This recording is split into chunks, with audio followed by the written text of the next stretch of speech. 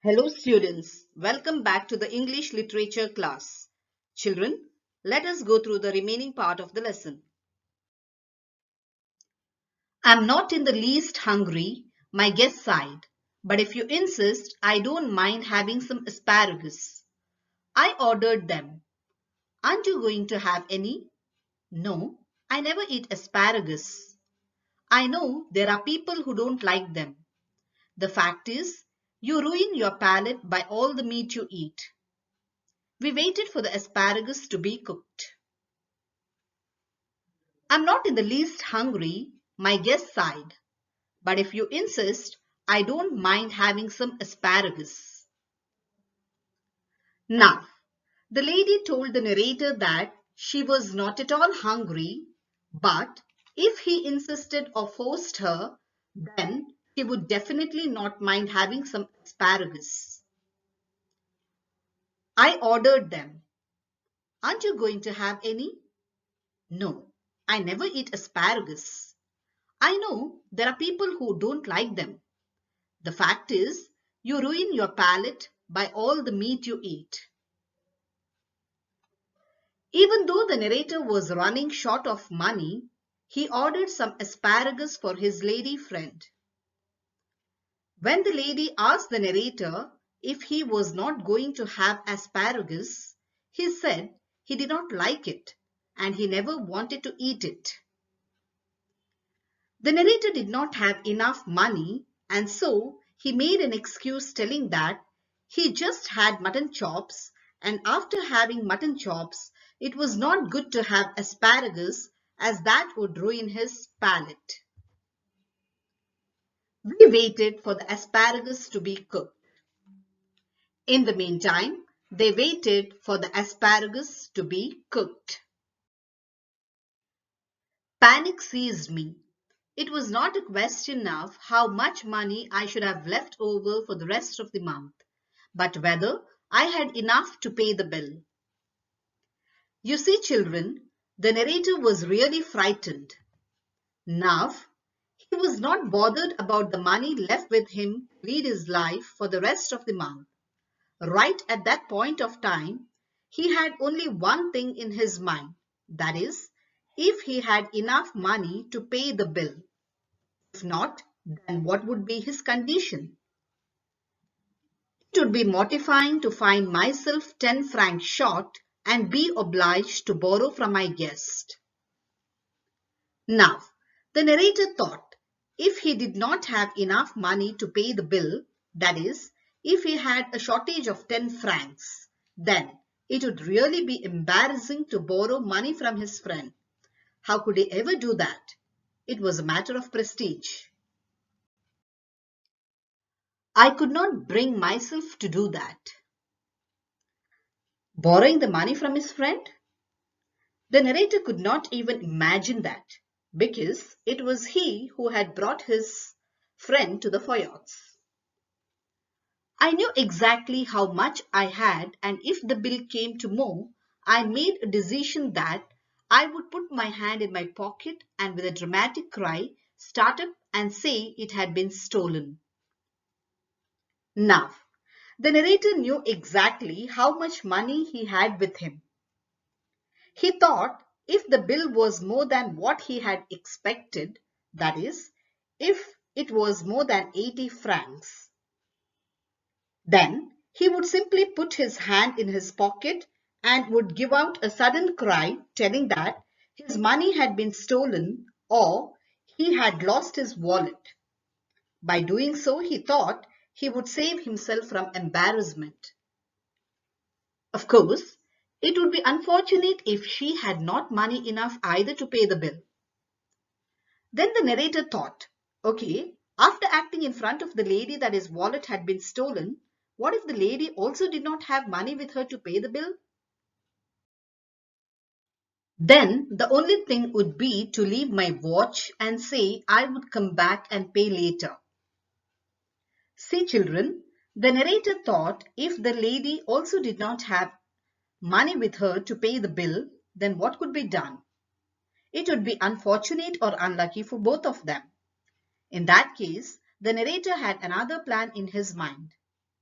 He thought if the bill was more than what he had expected, then he would leave his watch.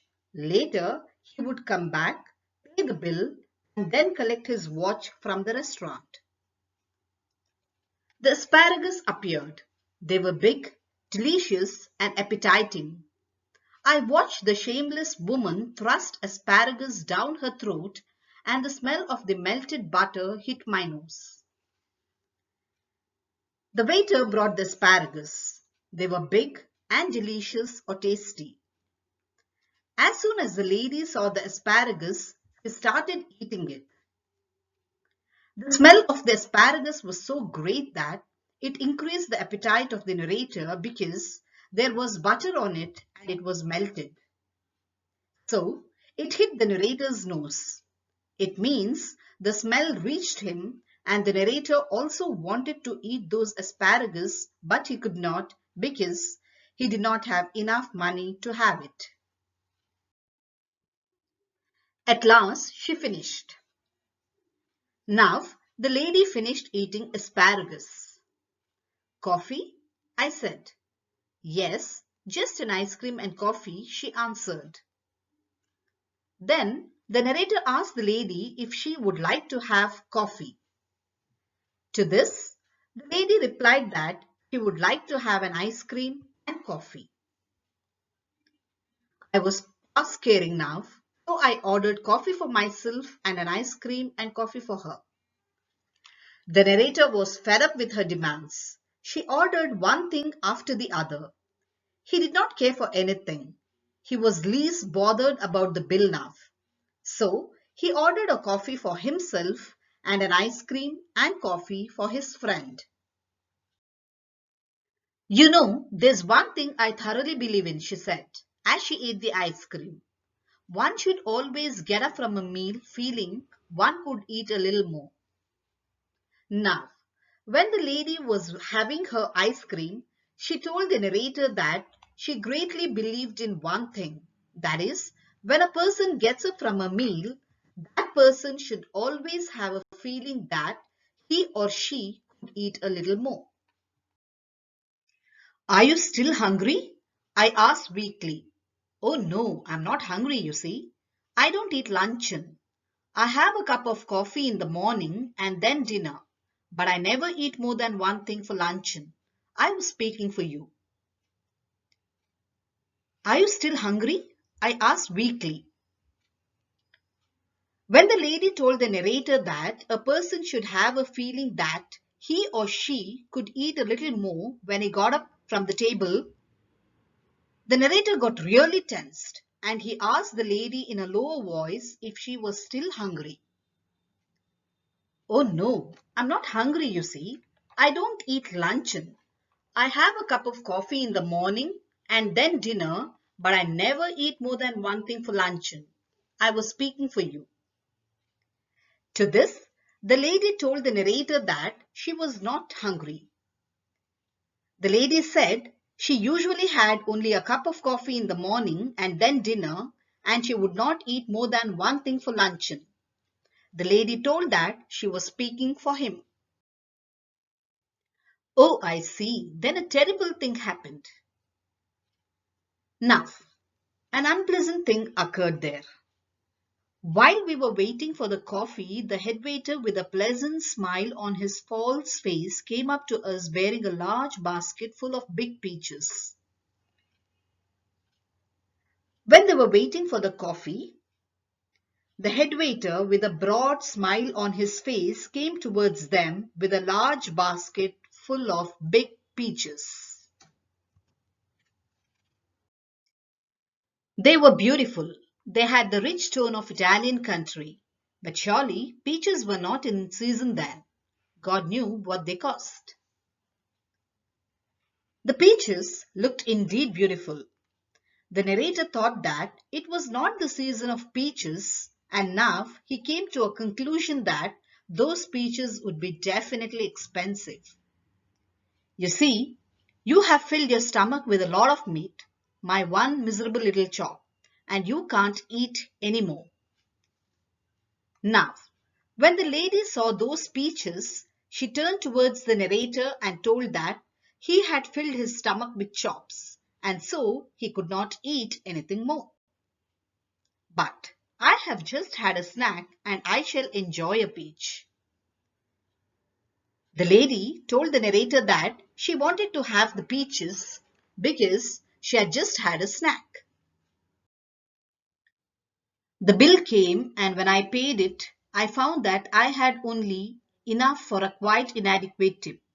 Her eyes rested for an instant on the 3 francs I left for the waiter. Now, finally, the waiter came with a bill. After paying the bill, the narrator was left with only 3 francs and therefore he gave it as a tip to the waiter. But when I walked out of the restaurant, I had the whole month before me and not a penny in my pocket.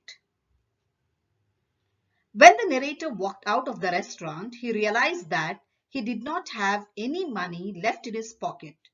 He did not have any idea how he would survive or go on with his life that particular month. Follow my example, she said, as we shook hands, and never eat more than one thing for luncheon. The narrator and his lady friend shook hands in order to part themselves. Before leaving, the lady asked the narrator to follow her example of not having more than one thing for luncheon. I'll do better than that, I answered. I will eat nothing for dinner tonight. In reply to her advice, the narrator told that he would do better than that. He said that he would not have anything for dinner that night. Humorist, she cried happily, jumping into the cab. You are quite a humorist. When the narrator told that he would not have anything for dinner that night, she felt the answer what he gave to be extremely funny and called him a humorist. She then got into the cab and left the place. But I have had my revenge at last. I do not believe that I am a vindictive man. But when the immortal gods take a hand in the matter, it is pardonable to observe the result with complacency. Today, she weighs 133 kilograms. Now, you see children, 20 years back, the lady and the narrator had met at Foyot's. The lady went on saying that she would not eat more than one thing for luncheon. But what did she do? She kept on ordering one thing after the other. Now, after 20 long years, they have met in the theatre. When the narrator saw his lady friend, he did not recognize her because she was very plumpy.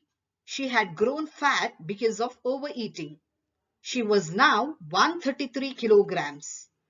Seeing her, the narrator somehow got a satisfaction, or he was very happy that she was 133 kilograms. He felt he had taken his revenge at last. The story is about how the narrator meets a middle-aged lady in the theatre and takes a trip down memory lane about their first meeting 20 years ago. The narrator was a struggling writer in Paris, and she had written to him as a fan and had asked to meet him. So, they met for lunch at Foyot's, one of the most expensive restaurants in the city. Despite the financial strain, the narrator was too young and could not say no to her and agreed to meet her for lunch. Here, Mom resorts to the use of irony to bring out the humor in the story. The lady claims that she never eats anything for lunch and then proceeds to order a large meal of the expensive dishes in the restaurant. The narrator had to pretend to be okay, while inwardly he was seething with anger and panicking over the possibility of not being able to foot the bill. In the end, the narrator feels avenged for the way he had been treated because in the theatre he found out that the woman weighs over 133 kilograms at present. Thank you.